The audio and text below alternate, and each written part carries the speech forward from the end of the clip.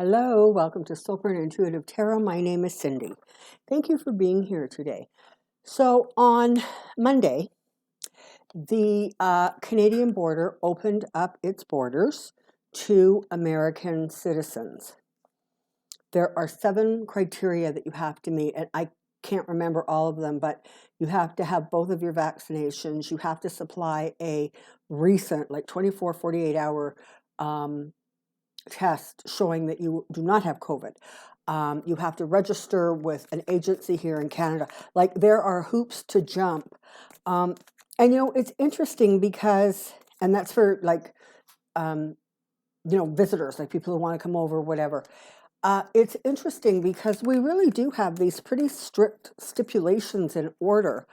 And I don't see anybody yelling and screaming about an infringement of their rights, So I don't know, maybe it's just a different kind of energy we have in this country. But anyways, for those of you who have missed being able to come across the border to your sister to the north, you can now, but you have to hit, I think it's all 7 criteria to be able to do so.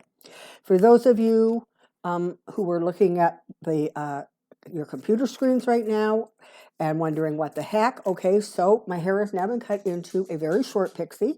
I revert to this style about every 5 years because it just somehow gets to the place where I kind of feel like there's too much hair in my head, so I kind of get rid of it.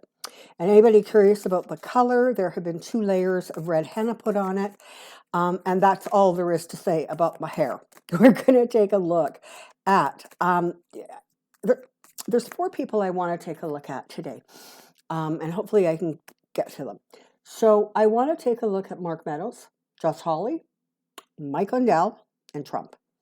And I sort of want to see what's going on behind the scenes, the stuff that we don't see, and see if I can get a handle maybe or some clarity on what might be going on behind closed doors. So I'm going to start with Mark Meadows. Here we go.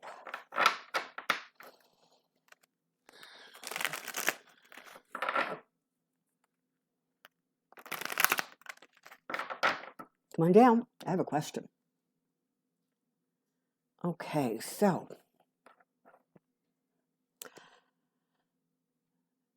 tell me about Mark Meadows. Tell me about Mark Meadows. Tell me about Mark Meadows. For new subscribers, welcome to my channel. It's delightful to have you here. For my established subscribers, I adore you. Just adore you. Okay, so interesting. So Mark Meadows was chief of staff. I believe that there were conversations that were going on between him and the toddler early in January, as there was problems on the streets and at Capitol Hill. So the reality is this: he knows stuff. He knows secrets. He knows stuff that went on behind closed doors, behind the scenes. For right now, he appears to be holding it very, very close to his chest. When he gets called before the select committee, and it looks like he's going to have to make kind of a difficult decision, or he's going to have to try to figure out how to balance 2 things that sort of on the surface may feel like they're in opposition. One is protecting, and the other one is sort of upholding the law and the regulations and the rules and the Constitution as he knows it. Now, my understanding is that he is still in fairly close contact with Don Nold. And so that's going to put him in a difficult position because the relationship he had is going to frankly come under scrutiny. And he is going to be expected to show up and answer questions. And that, in and of itself, is likely to cause somebody's head to explode, because, But this is the thing.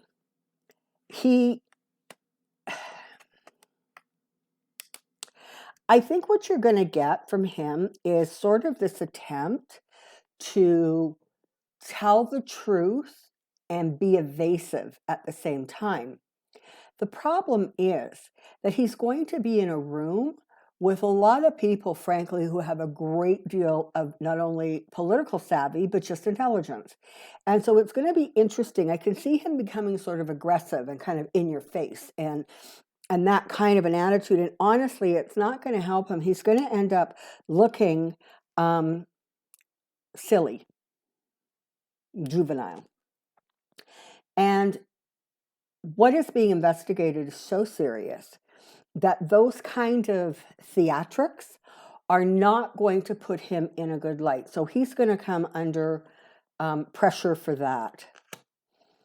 You know, he unfortunately is in a position where, you know, whether he believed what went on in that office, whether he was actually a real staunch supporter, is irrelevant to the fact that he believed it was going to, that position, that role, that close association was going to take him to victory. What he's going to discover is that it really is going to ultimately lead to a continued downfall. Because at some point, even the continuing chumminess is not going to save him. In fact, it's probably going to end up hurting him. But it is going to be curious to see exactly how much information they are able to get out of him. He can't claim, executive privilege. And as I believe I've said this before, if anybody tries to take this to court, as soon as it goes to appeal, the appeal court is going to say this is a done deal. There's precedent, and it's not going any farther. We're not going to keep examining the same question about whether or not you actually have to answer a legal subpoena. So I don't see, frankly, it ending all that well for him. He really hoped that this was going to sort of bring him his political fortunes. Unfortunately, what it's going to do is it's going to put him in a place where he really is sort of, he's going to find himself on the outside of whatever the Republican Party ends up looking like after some of the crazy dissipates. And it's dissipating. It's slow, but it's happening. And so, apparently those rallies that he was going to have with Bill O'Reilly, apparently they're not selling tickets to that. That just must be thrilling him no end. So what you've got here is a guy who's frankly going to have to make some really difficult decisions because of his close alliance with the Fool. He was not able to control the guy. And in fact, I think he went into that position pretty much determined that that wasn't even going to be his intention. No how, no way. But now he pays the price. I don't know. I'm not seeing anything here that indicates he's going to end up in really, really serious trouble. But it definitely is going to end up being a smudge that I don't think he's actually going to be able to wipe clean as he moves forward. I think a lot of people who put all of their eggs in the Donald basket are going to discover that a lot of them got cracked along the way. And in fact, some of those eggs absolutely got shattered and squished behind or underneath the foot of a temper tantrum. So it looks like Mark Meadows is going to be called to testify. It looks like he's going to try to play some games, and it doesn't look, frankly, like he's going to be able to get away with those games. So, that's kind of the thing. It strikes me that the more people that sort of really closely associated with this guy in the Oval Office, they kind of got dumbed down, if you know what I mean. And I don't know how smart this guy was before. I don't know what kind of political savvy or weight he did or did not have. But what I'm saying is they were sort of so forced to buy into whatever the current fantasy or rhetoric was, that they've come to just accept that they can kind of get away with stuff. They can kind of just play obstinate and dumb, and I don't have to because I don't want to. And that really is not going to work for him. Ultimately, this is going to end up, you know, getting some of these people in some rather significant trouble. All right, let's move on to Josh Hawley, who is, of course, the fist pump guy at the rally or outside the rally. So with him, it feels very much like he was sort of more involved. You know, if I had to compare Mark and him, I would say, well, when this whole thing was going down, he was doing everything he could to try to get the appropriate reaction out of the Oval Office. He was trying to get the situation calmed down.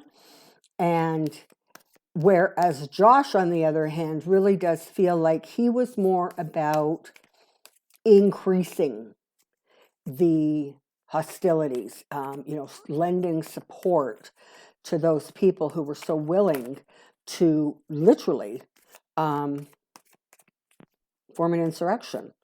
So let's take a look at him and see where he's at, shall we? Here we go. Tell me about Josh Hawley. Tell me about Josh Hawley. Tell me about Josh Hawley.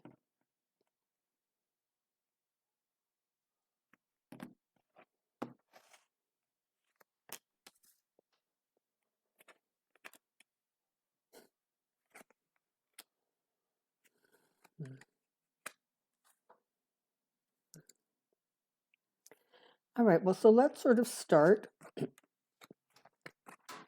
here. Okay.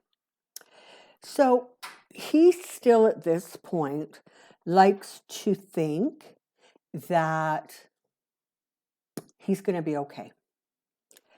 He, you know, he's gone kind of quiet lately. Like, unless I'm tuned into some different channel, I don't really hear about him. He's gone a little bit radio silent because he really, at some point, recognized that he had really gotten himself in, you know, he'd really stepped in the mud. But there is a part of him that is, I almost want to say that is arrogant enough that he really believes he can just ride this storm, that he really thinks that he can just spin his way out of it. He thinks that he has enough political I don't even know, I don't even want to know if I want to call it savvy as much as political strength. So whether, you know, his constituents he's still getting good approval ratings from them, I don't know. I'm just saying that there's sort of a cockiness to his energy right now. Unfortunately, he's going to be in for a rather rude awakening. He's got some bad news coming his way. A message of some kind, something's going to happen, and he's almost going to be like called to explain, called to justify. He's definitely going to be one of those people that the select committee is going to really, really want to talk to. And he ultimately is going to find that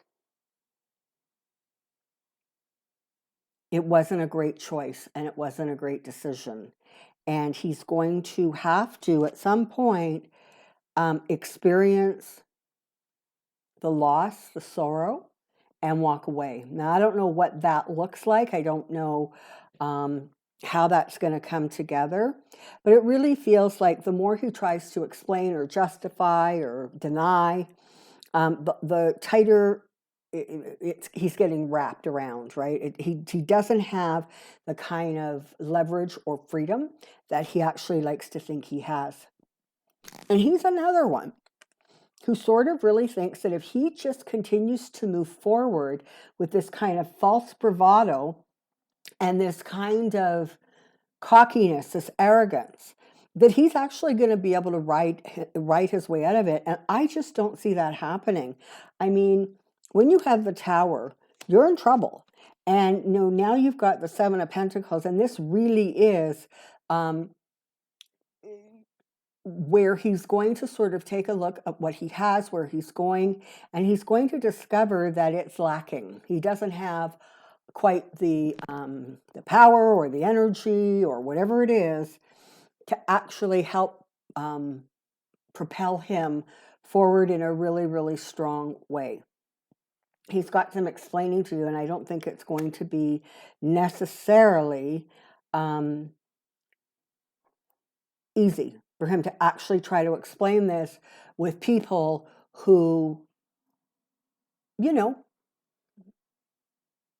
are smart. People who understand the situation, people who understand the Constitution, people who understand why what happened in January was so incredibly dangerous. So I don't see him coming out of this situation in particularly good shape. In fact, I see that, frankly, he's going to get himself into a lot of kind of hot water, a lot of trouble. And the more he tries to spin this, the harder and harder it's going to be for him to try to extract himself. And as much as he wants to be quiet right now and kind of quietly sink into the sunset, that's not going to happen. He's really not going to be able to pull kind of that oar out of that really, really choppy water that he's in. And it may be a little calm right now, it may be a little quiet, but there is absolutely nothing to tell me that it's going to carry on and, in fact, take him to a better place or situation. In fact, it's going to take him to a place where judgments are going to be rendered. And this is the thing, right? His energy, it feels a little like shallow. So this is not somebody who is particularly interested in digging deep, in actually connecting with his soul, and actually, even frankly, understanding a lot of his feelings or motivations. He is about the image, the look. He is about projecting what he thinks is going to get him where he wants to go. I can't remember where I heard it, but a couple of months ago, I heard somebody talking about him. It was on one of the news shows. And they said, if you watch any of the film when he is, talking in the chamber, he looks straight at where the camera is and he doesn't look away.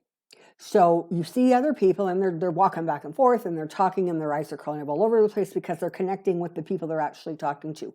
He doesn't do that. He stares straight into that camera because, I guess he thinks that maybe there's power that way. Maybe perhaps there is. But mostly what he ends up looking like is, I don't know, a TV commentator who, doesn't take their eyes off the screen. It's just another example of that kind of pompous, the image is everything, I can make this work sort of mentality. And, I just don't see how that's going to work. I think the more exposure there is, and frankly, the lack of answers, like, when he's really forced to come to some conclusions, he or answer some questions definitively, he's going to be in a world of trouble because I don't actually think that that's something he's going to be able to do with any sort of savvy, clarity, and he's going to end up, I almost want to say in some ways looking more guilty than what he actually is, although I wouldn't bet the farm on exactly the level of lesser guilt that he's dealing with. All right, let's move on to Mike Lindell, the pillow guy. So as near as I understand it, somewhere between August 13th and 15th, there's some kind of a symposium that he's holding that is going to absolutely prove that there was interference election that caused Donald to lose the election. That's not going to happen. But he's really pinning a lot of stuff on. I mean, what is it? He's offering $5 million to whoever can prove that there wasn't. Well, I don't know why all the intelligence agencies just aren't lined up demanding their $5 million, because they have proven that there wasn't. But he's not prepared to hear that. So I don't know. Let's take a look and see how he's going to be doing. He is another one, honestly. It really feels like he has put all of his eggs in one basket too.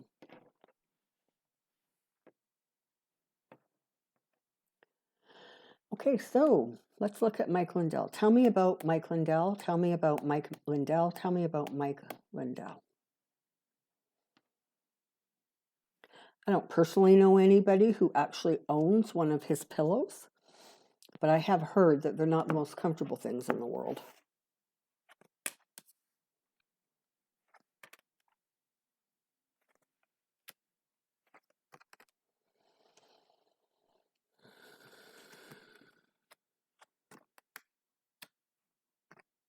Okay. So he is still in this moment in a headspace where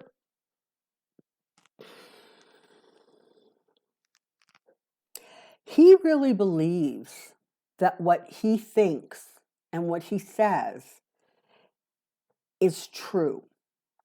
He really, really he's sort of in a place where he turns away from any information that could possibly oppose or contradict his view. He is putting a great deal of energy and effort into trying to prove what it is he's trying to prove. And maybe in the deep, deep quiet of night, maybe in moments of stillness, he acknowledges that maybe what he thinks is maybe not all true, perhaps even a little, outside the lines. But he has pinned so much hope on his preferred reality coming to pass. And this is the thing, right? I mean, we know that there wasn't widespread voter fraud. We also know that according to the Constitution, according to the rules of the land, you just can't bounce one president out and slide another one in, which is what he actually thinks is going to happen. So,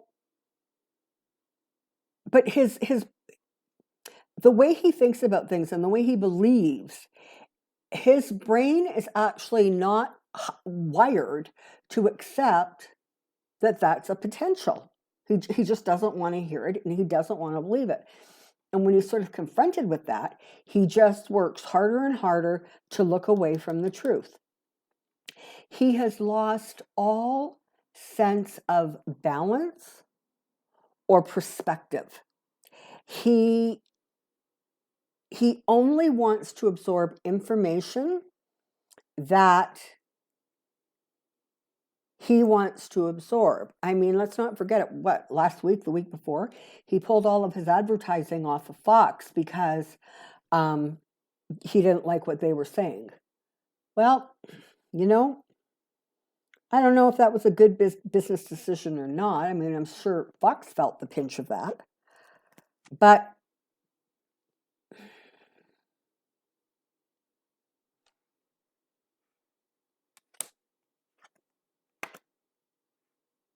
Yeah. So he really believes that the truth is going to set him free. It's going to free the country of this horrific, fake, false president of Biden. And unfortunately, he is going to be heartbroken and devastated when that doesn't happen. When what he believes, what he has put all of his energy into, really doesn't come to pass. And it's not going to come to pass. But he is not prepared to even look at that potential eventuality. It feels as if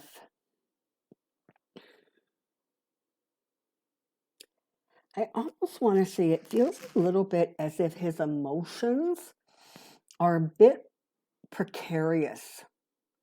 I'm almost getting like a sense of volatility, almost literally as if he is trying to keep a lid on his emotions. And he's simply not preparing for the fact that he may very well be proven wrong. And that, as a result of that, people are kind of going to look at him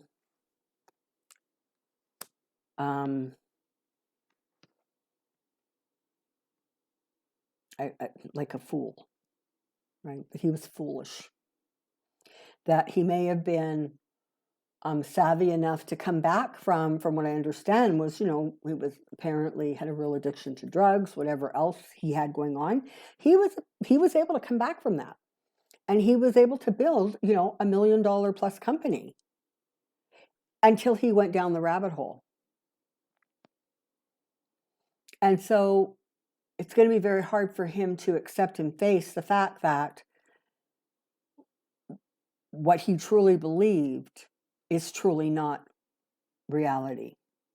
And he's going to be very, very reluctant to believe it. And, I really feel like he's probably not going to handle some of the judgments or the criticisms particularly well. I also want to say that it feels a little bit like some of this stuff has actually put his business in jeopardy of some kind. Whether he has sunk a lot of money from his business into this, I don't know. But it feels like somehow, or whether it's as simple as, he's lost customers because of what he thinks and believes. But it definitely feels like there could be some significant ramifications for him in terms of his corporation. And make no mistake, I mean, he could ask Rudy Giuliani if he wants. If when things go whacked, if Don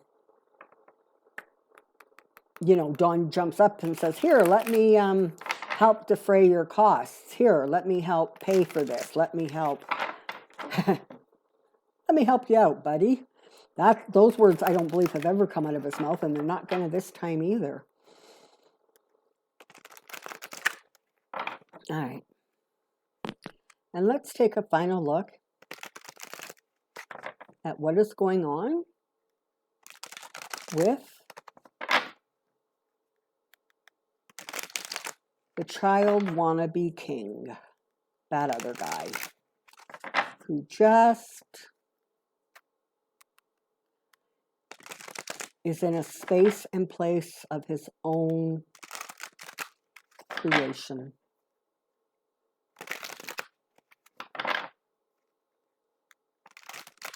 There we go.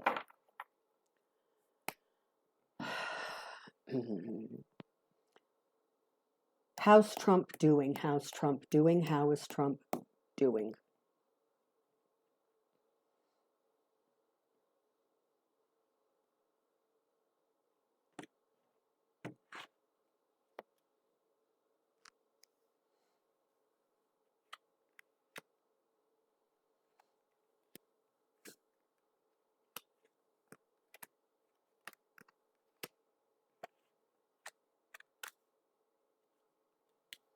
Okay.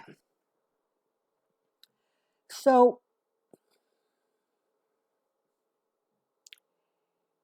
this is the thing.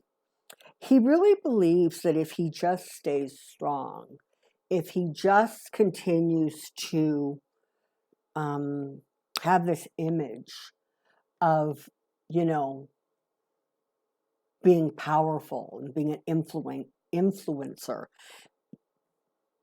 being the prez, he really does believe that somehow that's going to help him find the result he wants.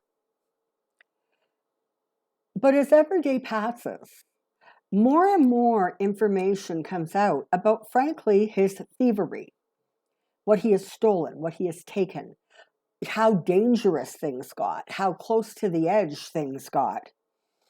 And he just doesn't, listen, he is just not there mentally, okay? He has lived his entire life seeing what he wanted to see. He was treated literally as if the sun shone out of his butt. He was, from the time he was a little boy. So he's finding it really, really hard to understand that some people don't actually think that's true. He's shocked. And he doesn't know how to process that kind of rejection. He just doesn't. I mean, it sounds silly, but he really doesn't seem to know how to process it. And so he continues to sit in this throne-like environment where his emotions are only kept in check by what he believes. And make no mistake, he is raking in money left, right, and center, and he's not spending it. So where is it going? Where's it going? Yeah, I mean, some of what we know, some of what's been spent has been for his own personal stuff, but it certainly hasn't gone for any of that, help me fight my legal bills, I'm taking this to the highest court in the land, this election was stolen from me. He's not doing that. In part because over the months, since November, he has told his alternative reality story so often that in his mind now, it really is truth.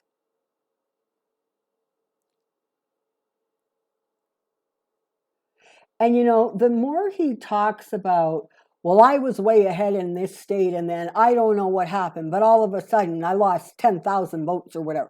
And that proves that it was stolen. No, it doesn't. It just proves that you don't understand how votes are counted. Okay? There is more and more instability. There's more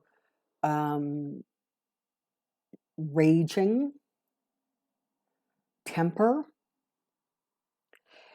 There are more times when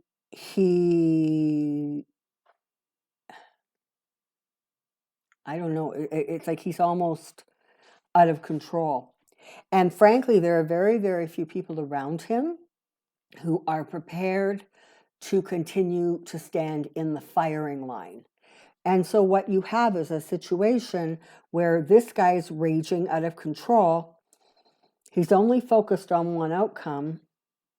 And I don't actually think he's going to be able to achieve the outcome that he's looking for, that he's trying to achieve. And he's getting worse. He's getting worse, whatever that means, whether that is physical health, mental health, emotional health, or all three.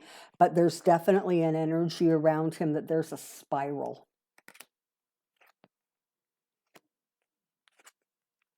He's another one who he's really scared about what information may come out about some of the people or countries that helped him get where he got and what they did to try to keep him in place.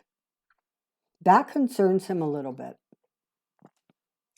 It also concerns him that he doesn't appear to be, he's certainly not increasing his base. What he's feeling is that it is shrinking, it is decreasing. And in fact, that is truth.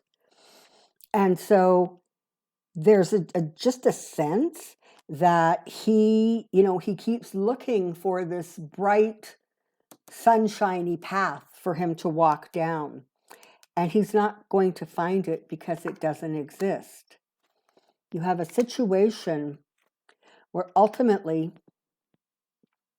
information about his money, his finances, where money went, how it was directed, how it was not directed, as that information continues to come out, you're going to see his fortunes continuing to deteriorate. And you're going to see him having less and less support and less good luck. Right now, there's concern about alliances that were made. And there's concern about, and this is the thing, right? His whole life, this was the way they handled problems. They took it to court. They pushed it as far and as hard as they could go in court. And then they settled. And in his head, I think he actually really believes that if it comes right down to it, he'll just settle this out of court. He's not understanding that, yeah, the company may get hit with some civil charges. But he doesn't seem to be really wrapping his brain around the fact that there could be criminal charges, federal charges. And you don't get to write a check to extricate yourself from that kind of a situation. But somewhere in his head, he actually still thinks that that's the way he's going to handle this. But here comes justice. Here comes justice. And whether he actually